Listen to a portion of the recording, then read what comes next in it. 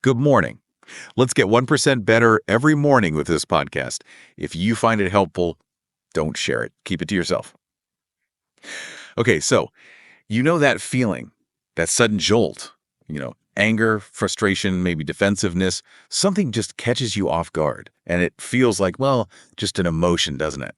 But what if I told you that feeling, that reaction, is actually a kind of neurological hijacking? That's a great way to put it, a hijacking. And it's really costing people opportunities, especially now things are so competitive. Right. Think about those moments. Were you really at your best? Probably not. Definitely not. And in those high-stakes situations, those triggered moments, they can be absolutely devastating. But what's really interesting is that, the elite performers, the top people in any field, they face the exact same triggers, same stuff happens to them. Okay, so what's the difference then? Do they just grit their teeth and stay calm? Well, that's what most people think. But no, it's more counterintuitive. They actually have this secret weapon, a really fast protocol, sometimes just 90 seconds. And it takes the energy from that trigger and turns it into power. Wait, so they're not fighting it. They're actually using the trigger. Precisely. Using the energy. And there's research on this, too. It shows this kind of technique can boost your response effectiveness, get this, by up to 47% when the pressure's really on. 47%, that's huge. That's the difference between, bombing a presentation and nailing it. Exactly. And it's not about just bottling up the emotion. It's really about understanding the science behind it. Okay, so tell me about the science. How does this hijacking work? Well, think about your brain like it's constantly filtering a massive amount of information, right? Most of it just gets ignored. But these emotional triggers, they're like these pre-worn neural pathways, deep grooves. And they act like an immediate override switch. An override. Yeah, okay, so they bypass the normal thinking process. Instantly. In less than, believe it or not, 1/20th of a second. Your brain's threat detector, the amygdala, basically grabs the controls.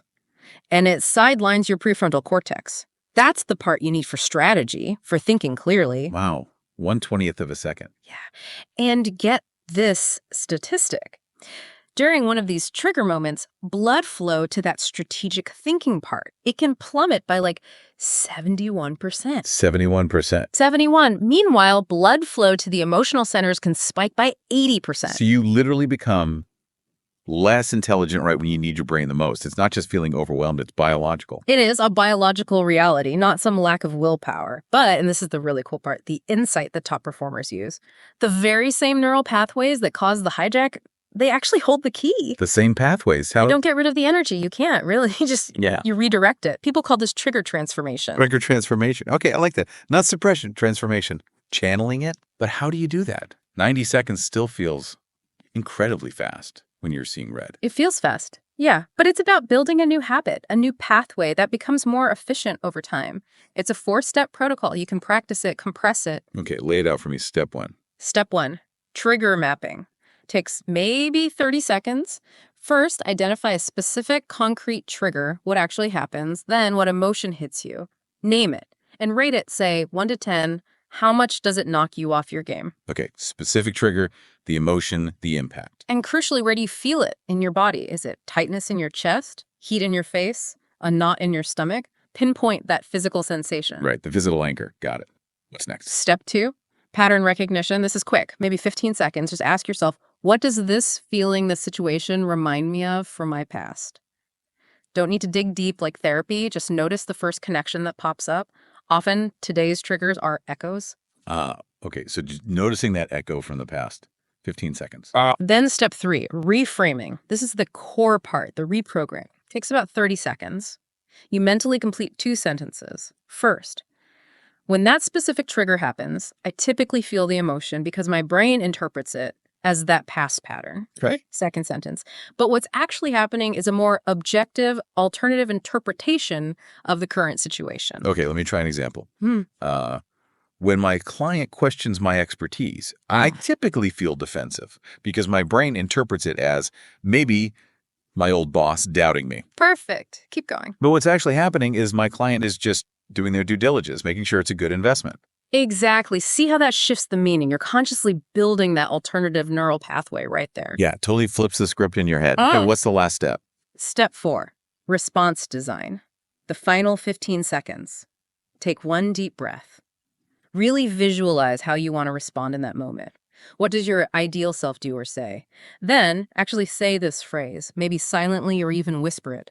This trigger is my opportunity to demonstrate, and you fill in the blank with the quality you want. So, this trigger is my opportunity to demonstrate confident expertise. Yeah. Like that. Precisely. You're priming yourself for your desired outcome instead of the old reaction. And you're saying, with practice, this whole thing can get faster. Absolutely. The more you practice mapping, recognizing, reframing, designing, it becomes more automatic. Those elite performers, they often compress steps 2 through 4 into like a 6-second micro intervention right in the heat of the moment. 6 seconds, wow. Okay, so let's recap the core idea here. These emotional triggers, they're not just feelings, they are actual biological hijackings that can seriously tank your performance. Right. But the key is this trigger transformation idea. You can learn to redirect that intense energy instead of being overwhelmed by it. And the action step for everyone listening is to start practicing that 90-second protocol. Map the trigger and the feeling, recognize the past pattern, reframe the meaning, and design your ideal response. Exactly. It's not about not feeling. It's about transforming that feeling from a liability into really a competitive edge. Okay, this is powerful stuff. But you mentioned this is just one piece of the puzzle for elite performers, right? Managing reactions. That's right. This handles the reactive side when a trigger hits you. But what if you could go beyond just reacting? You mean proactively? Exactly. What if you could actually create the specific emotional state you need on demand, before the meeting, before the competition, whatever it is? Okay, now that sounds like a serious advantage. Creating beneficial states whenever you need them. It is. It's the complementary protocol. When you combine this trigger transformation technique with the ability to proactively build your optimal state, well, that's when it starts to feel like a genuine, unfair advantage. All right, you've definitely got my attention. So that's what we're diving into next time. That's the plan. Tomorrow, we'll break down the protocol for proactively creating your optimal emotional state. Fantastic. Looking forward to it. So, until then, everyone, start practicing transforming those triggers.